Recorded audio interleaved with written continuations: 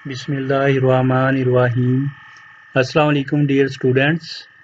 Today we are going to start second topic of chapter chemical kinetics, which is factors affecting rate of reaction.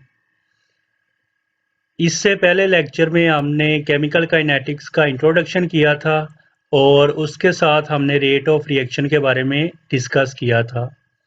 तो आज के lecture में हम factors वो वाले डिस्कस करेंगे जो रेट ऑफ रिएक्शन पे इफेक्ट करते हैं। तो इनमें सबसे पहले हम फैक्टर्स देखते हैं कौन कौन से हैं। तो इसमें फर्स्ट वन है nature of reactants, second concentration का रेट ऑफ रिएक्शन पे क्या इफेक्ट होगा अगर इसको हम चेंज करते हैं। थर्ड पे अगर हम टेम्परेचर को चेंज करते हैं, इंक्रीज या फिर डिक्रीज करते हैं, इसका रेट ऑफ रिएक्शन पे क्या इफेक्ट होगा। उसके बाद लाइट का रेट ऑफ रिएक्शन पे क्या इफेक्ट होगा, प्रेशर का रेट ऑफ रिएक्शन पे क्या इफेक्ट होगा और उसके बाद कैटालिस्ट का रेट ऑफ रिएक्शन पे क्या इफेक्ट होगा। तो ये कुछ फैक्टर्स है हमारे पास जिनको हमने डिस्कस करना है कि ये रेट ऑफ रिएक्शन पे किस तरह इफेक्ट करते हैं। तो सबसे पहले हम नेचर ऑफ रिएक्टेंट्स के बारे में डिस्कस करते हैं। फिजिकल नेचर ऑफ पार्टिकल्स अगर हमारे पास गैसेस फॉर्म में है या फिर लिक्विड फॉर्म में है या फिर सॉलिड फॉर्म में है, तो ये रेट ऑफ रिएक्शन पे किस तरह डिपेंड करेंगे, इनका रेट ऑफ रिएक्शन पे क्या इफेक्ट होगा। अगर तो पार्टिकल्स गैसेस फॉर्म में है तो इसमें हमें पता है जो मॉलिक्यूल्स होते हैं वो रैंडमली मूव करते हैं, इनकी मूवमेंट ज़्यादा होती है तो कोलिजन के चांसेस भी ज़्यादा होंगे। इस वजह से इसका रेट ऑफ रिएक्शन ज़्यादा होगा अगर रिएक्शन गैसेस फॉर्म में है। तो लिक्विड फॉर्म में जो पार्टिकल्स होते हैं उनकी मूवमेंट कम हो जाती है, सॉलिड में मूवमेंट सबसे कम है। तो इसमें गैसेस में मूवमेंट सबसे ज़्यादा है पार्टिकल्स की, तो इनका रेट ऑफ रिएक्शन सबसे ज़्यादा होगा, उसके बाद लिक्विड और उसके बाद सॉलिड एंड पे। उसके बाद अगर हम पार्टिकल साइज की बात करें तो जितना पार्टिकल साइज स्मॉल होगा उतना रेट ऑफ रिएक्शन फास्ट होगा। ये किस तरह होगा, अगर हमारे पास कोई भी चीज़ पाउडर फॉर्म में है, कोई भी मॉलिक्यूल है या फिर क्रिस्टल है, अगर वो पाउडर फॉर्म में है तो तब उसका सरफेस एरिया भी बढ़ जाता है जिससे उसके ज़्यादा चांसेस होते हैं कोलिजन के। इसके अलावा फिर उसका रेट ऑफ रिएक्शन भी क्या होगा, ज़्यादा होगा। इसको एग्जाम्पल के ज़रिए अगर हम समझें, फॉर एग्जाम्पल ये वाला हमारे पास सॉलिड फॉर्म में है, लाइक सोडियम क्लोराइड है फॉर एग्जाम्पल। तो अगर इसको हम वाटर में डिज़ोल्व करें तो इसको डिज़ोल्व करेंगे तो इसके लिए टाइम ज़्यादा लगेगा इसको डिज़ोल्व करने में। अगर इसी के हम पीसेस कर दें, इसको पाउडर फॉर्म में कन्वर्ट कर दें, सोडियम क्लोराइड बहुत बारीक फॉर्म में अगर हमारे पास हो, तब उसको जब हम सॉल्वेंट में डिज़ोल्व करेंगे, लाइक वाटर में डिज़ोल्व करेंगे, तो तब उसको डिज़ोल्व करना आसान होगा और उसका रेट ऑफ रिएक्शन भी फिर क्या होगा, ज़्यादा होगा। किस वजह से, अब यहाँ पे देखें ये जो पार्टिकल्स हैं अगर ये पाउडर फॉर्म में है, स्मॉल पीसीज की फॉर्म में है, तो ये स्मॉल पीसीज हर तरफ से सॉल्वेंट क्या करेगा, इनको अपने अंदर डिज़ोल्व करेगा, इधर से भी इधर से भी इधर से भी। लेकिन अगर ये इस फॉर्म में है, एक ही बड़े सॉलिड की फॉर्म में, तो तब ये फेसिस को तो इफेक्ट कर सकता है सॉल्वेंट, इनको अपने अंदर डिज़ोल्व करेगा, लेकिन ये जो अंदर पीसीज हैं इनको डिज़ोल्व करने में फिर टाइम लगेगा। तो अगर ये पाउडर फॉर्म में है, स्मॉल पीसीज फॉर्म में है, तब इनका सरफेस एरिया ज़्यादा होगा, उस वजह से इनकी कोलिजन भी ज़्यादा होगी और रेट ऑफ रिएक्शन भी फिर ज़्यादा होगा। उसके बाद अगर हम बॉन्डिंग की बात करें तो आयनिक रिएक्शन जो होते हैं वो बहुत फास्ट होते हैं, इसको हमने फर्स्ट लेक्चर में भी डिस्कस किया है। For example silver ions, chloride ions, इनका रेट ऑफ रिएक्शन फास्ट होगा आयनिक रिएक्शन का।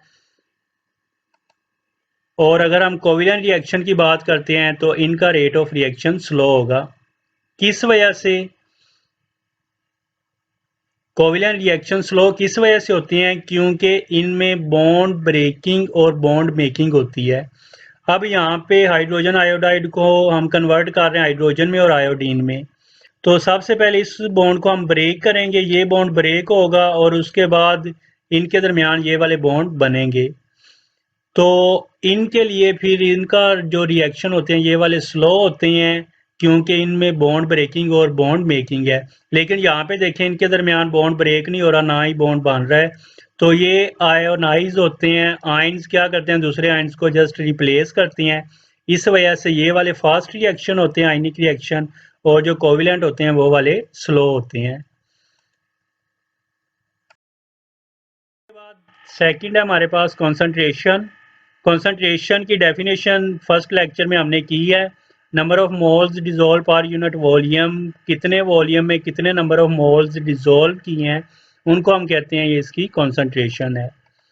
तो अगर कंसंट्रेशन रिएक्टेंट की इंक्रीज होगी तो तब उनकी जो कोलिजन होगी पार्टिकल्स की आपस में वो भी ज़्यादा होगी। पहले हमारे पास कंसंट्रेशन अगर कम है, पार्टिकल्स कम है, तो कंसंट्रेशन इंक्रीज करेंगे, नंबर ऑफ पार्टिकल्स की जो कोलिजन होगी वो ज़्यादा होगी, क्योंकि पार्टिकल का ज़्यादा क्राउड इकट्ठा हो जाएगा। जितना क्राउड पार्टिकल का ज़्यादा होगा उतनी उनकी कोलिजन ज़्यादा होगी, और अगर कोलिजन ज़्यादा होगी तो रेट ऑफ रिएक्शन भी ज़्यादा होगा। रेट ऑफ रिएक्शन फिर डायरेक्टली प्रोपोर्शनल है कंसंट्रेशन ऑफ रिएक्टेंट। जितनी कंसंट्रेशन रिएक्टेंट की ज़्यादा होगी उतना उसका रेट ऑफ रिएक्शन ज़्यादा होगा।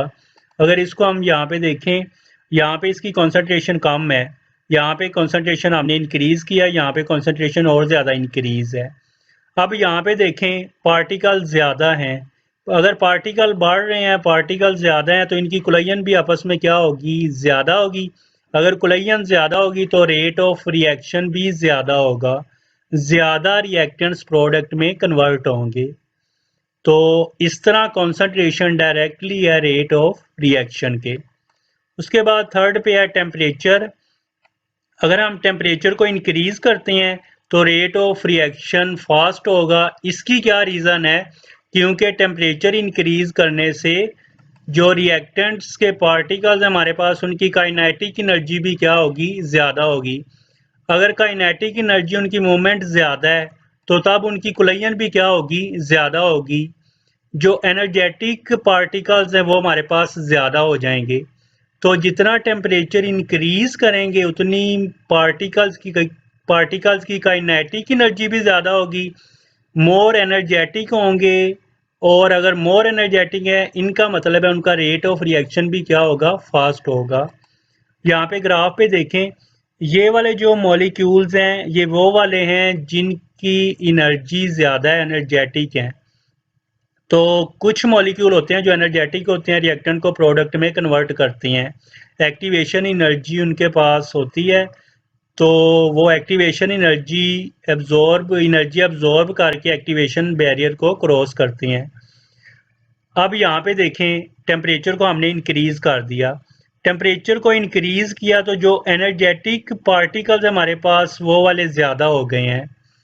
इस वजह से, क्योंकि टेम्परेचर को इंक्रीज करने से मॉलिक्यूल की या पार्टिकल्स की कोलिजन ज़्यादा हो रही है, कोलिजन ज़्यादा होगी तो ज़्यादा पार्टिकल्स रिएक्टेंट से प्रोडक्ट में कन्वर्ट होंगे और उनका रेट ऑफ रिएक्शन भी क्या होगा, ज़्यादा होगा।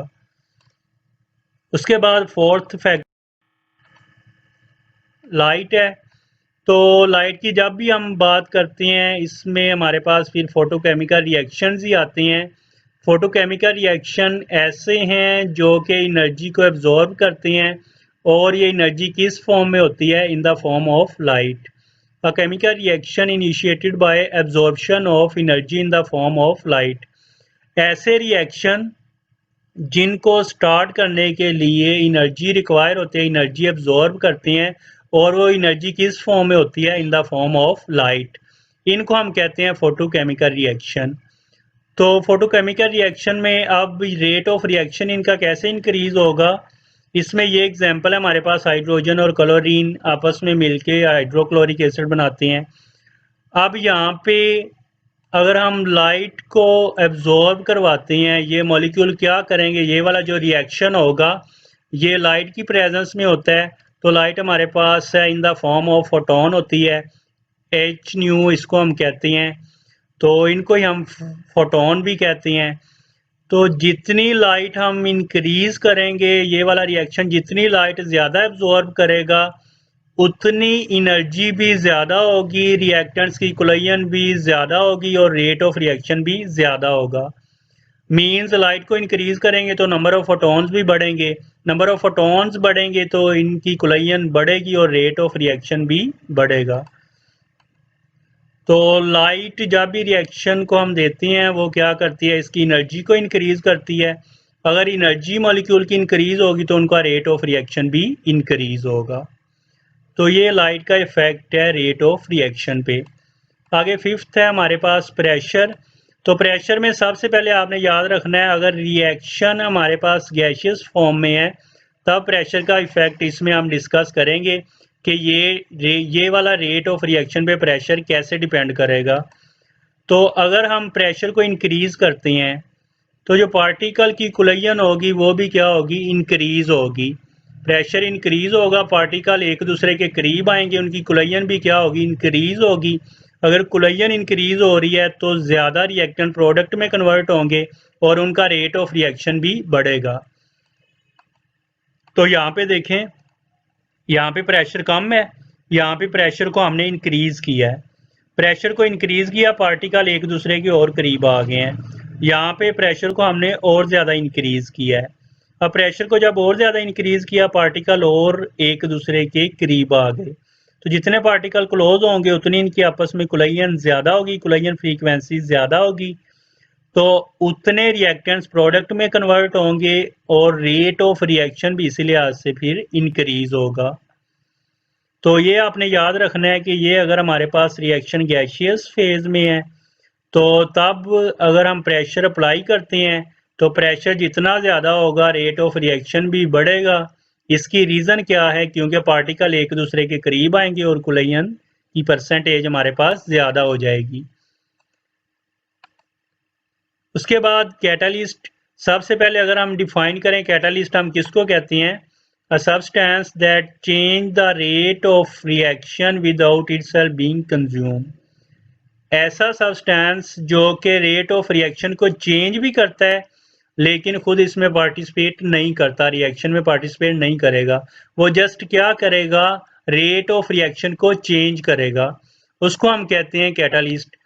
अब कैटालिस्ट का रेट ऑफ रिएक्शन पे क्या इफेक्ट होगा इसको हम डिस्कस करते हैं। तो कैटालिस्ट का असल में काम क्या होता है, एक्टिवेशन एनर्जी को कम करना। जितनी एक्टिवेशन एनर्जी कम होगी उतना रेट ऑफ रिएक्शन भी ज़्यादा होगा। एक्टिवेशन एनर्जी हम किसको कहते हैं यहाँ पे डिस्कस करते हैं, आगे हमने ये डिटेल में टॉपिक भी डिस्कस करना है। तो ये वाली जो है बैरियर है रिएक्टेंट से प्रोडक्ट में जाने के लिए, तो जो मॉलिक्यूल्स इतनी एनर्जी रखते हैं कि ये वाला बैरियर क्रॉस कर सकें उनको हम कहते हैं एक्टिवेशन एनर्जी। तो इनका असल में काम क्या होता है कैटालिस्ट का, ये एक्टिवेशन एनर्जी को कम करते हैं।